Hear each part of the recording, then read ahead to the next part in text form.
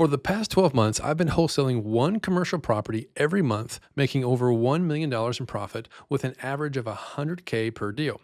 So this year, I've noticed that wholesaling has become really popular with beginners in real estate. But the problem is, while there are tons of tutorials and courses out there, most of them are either way too complicated or just way too fluffy. None of them clearly explain wholesaling in a way that beginners can actually understand and take action on. So in this video, I'm breaking it down in just 5 very simple steps so you can wholesale your first deal before 2026. Now, before we dive in, let's make one thing really clear. We want to focus on commercial real estate and not houses or single family. And don't get intimidated by the word commercial. All that means is that it's not residential. So by definition, any property between 1 to 4 units is classified as residential. Any other type of real estate that is income producing is considered commercial. So this includes multifamily properties that are 5 units or more, RV parks, mobile home parks, storage facilities, retail, office, and the list goes on and on. And here is why I prefer commercial properties. Number one, they offer much bigger profits. A typical wholesale deal on a house might be anywhere between $5,000 and $20,000 assignment fee on average. Whereas on commercial properties, it's often $50,000 to $100,000, sometimes much more. And secondly, there's less competition. Most beginners only think about wholesaling houses. Few realize that you can actually wholesale commercial buildings as well. So there's way less competition out there. And the third reason is because they are much easier to value. So houses are often priced very emotionally. What's someone willing to pay for this property? It's subjective. While commercial properties are priced very logically based on the income that the property produces. This makes them far easier to evaluate because all you're looking at is a stream of income. What stream of income will this property create? And I'll be hosting a 3-day live challenge where I'll be walking you through the process to find, evaluate, and negotiate commercial deals. The link to our free community is in the description below. You can come join us and it's completely for free and you can learn a ton while you're there. Now let's jump into the 5 simple steps of wholesaling a property. So step number 1 is to find the right property. You can start with free websites like Crexy.com and LoopNet.com. They're basically the Zillow of commercial real estate. You can also find off-market deals, which are properties that are not publicly listed by the owner. And you can use a tool like CommercialDealFinder.com, which is software that lets you search over 27 million off-market commercial properties. And that gives you a really big advantage that most people don't even know exists. For beginners, we suggest starting with multifamily properties. These are apartment complexes between 5 and 50 units. And they're much easier to understand than the other types of asset classes because fundamentally you know what people want out of an apartment complex or a house. It's all very simple. You've all lived in these things before, so there's not a lot to learn. It's very intuitive to most people. Now, step number 2 is you want to spot a really good deal. So when looking at properties, ask yourself 3 fundamental questions. Is the seller motivated? Can I generate cash flow? Can I buy equity? So am I working with a seller who is flexible? Will the seller entertain an offer well below what they want, or will they accept payment terms? Will they do owner financing? If a seller is not flexible, then you need to move on because you're not talking to the right person. They are not your seller. And most sellers will not be your seller right now. So you need to filter through these leads very quickly to see if that person is qualified. This is a saying we say all the time is the seller ready to dance? If the answer is no, then you put them on your follow-up list. They are not ready to do business right now. And secondly, does this property create positive cash flow? And could these cash flows be improved? We always want to negotiate a deal where we get positive cash flow the day we buy the property. But we also like an opportunity to increase the cash flow over time by making improvements, increasing rents, and lowering expenses. If you can increase the income after purchase, like updating the units or raising the rents, then the property becomes much more valuable. And third, I want to ask, is this property creating equity? Am I buying below the market price? Or am I buying on terms that allows me to create equity very quickly?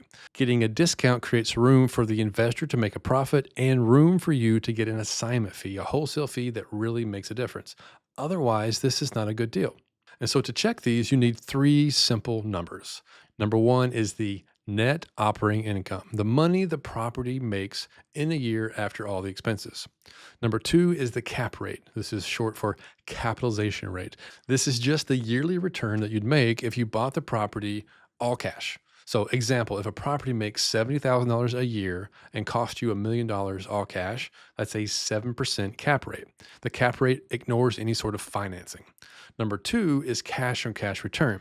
This is the percentage return based on how much actual cash that came out of your pocket that you put into the deal.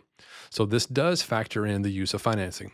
So, if an investor puts $100,000 into a property and they make $12,000 in profit the first year, that's a 12% cash on cash return. And so what you're aiming for here is a cap rate of 7% or more and a cash on cash return between 10 and 15% and higher if possible. And so during my 3-day challenge, I'll be walking you through real life examples live on the session where I'll be showing you exactly how I go through the process of looking at a property, evaluating it, calculating these three numbers, and I can do that in 5 minutes or less. So make sure and register because we only have so many spots for that live event. Can't wait to see you there. So that takes us to step number 3, which is building your buyer and seller network. So first off, let's talk about sellers. The best ones are the ones that are motivated, meaning they need to sell quickly because they have some sort of property issue, they have money problems, maybe they have some sort of personal reasons, whatever, they're ready to dance. Oftentimes in commercial properties, these are not super desperate sellers. They're not the kind of desperate sellers that you find when you talk to residential sellers. The distress usually isn't nearly as extreme. They just want to move on. They have something else they want to go do. So we like to target older investors who are looking to retire. These are the perfect candidates. They have a ton of equity in their deal and they don't want to mess with the property more. They're ready to retire and move to Florida and play golf. Now, talking about buyers, you're looking for investors who are ready to add to their portfolio. You want people who are looking for deals. And we like to reach out to cash buyers. And these are investors who bought a similar type of property nearby in the same area within the last 6 months.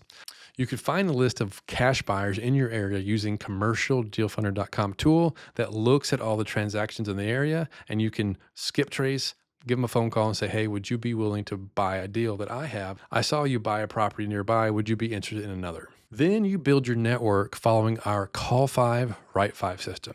So what you do is you call 5 sellers every single day. You send out 5 letters or postcards to sellers every weekday. And on Saturday, you do 10 each. So on Sunday, you take a day off. So in total, in 7 days, you will have sent 35 letters and you will have made 35 phone calls. We like this because consistency beats intensity. Steady daily effort over a long period of time builds a strong pipeline of opportunities that you can work on. So over time, you can increase the amount of activity, but this trains you to build the habit of consistently doing reach outs. Okay, moving on to step number 4, get properties under contract. So once you've consistently done your reach out to owners, you can now analyze the deals and you can make offers. When the seller agrees to the offer that you send them, you want to get that agreement in writing on what we call a purchase and sale agreement. And when that happens, we call the putting the property under contract because both parties have now signed the contract and you are now officially in agreement that this is what's going to happen. And we have a free commercial contract that you can use. You can find that in our free community. Make sure and follow the link in the description below to find that. And we find the trick here is to give sellers 3 different options when making offers. So we make 3 offers instead of just 1. So our first offer is a simple cash out offer where the owner gets all their money up front, but at a big, big discount. Number 2 is we send a seller financing offer where the buyer pays the seller in installments over time. So there's a small down payment and then make payments over time. The third offer is another creative financing option with a little bit higher down payment, but lower monthly payments. So in this way, instead of just sending a letter and saying, hey, here's how I'll buy your property, and they can just say yes or no, we send sellers options to choose from what we find works best for them. So to increase the chance of locking in the deal, we give people several options. And we find that there's a negotiation that happens more likely when we give options versus just this like low ball cash offer. We're like, I'm insulted, leave me alone. Step 5 then is to assign the contract and get paid because that's why we're all here in the first place. And here's the beauty of wholesaling.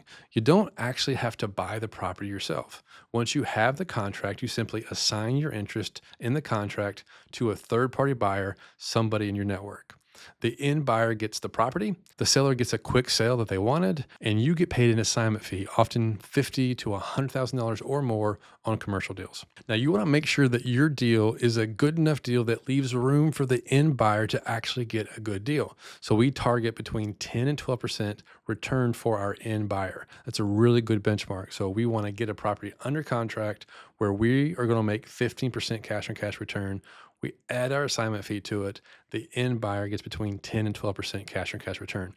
That way, everybody wins. Now, you can build your own list and develop relationships with end buyers so that you know with confidence if a given deal is going to work or not because you have this relationship with this buyer and you know they can perform.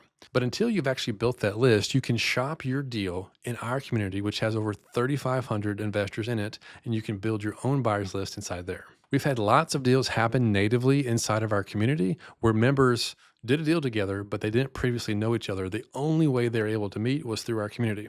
And so I'll be walking you through this whole process in a much more detail during that 3-day challenge. So make sure and grab that link below because I'm going to be giving away some amazing bonuses, but that's only available if you're there live during the live challenge. In the meantime, you can see a tier list of all the best strategies that work in 2025 in this next video.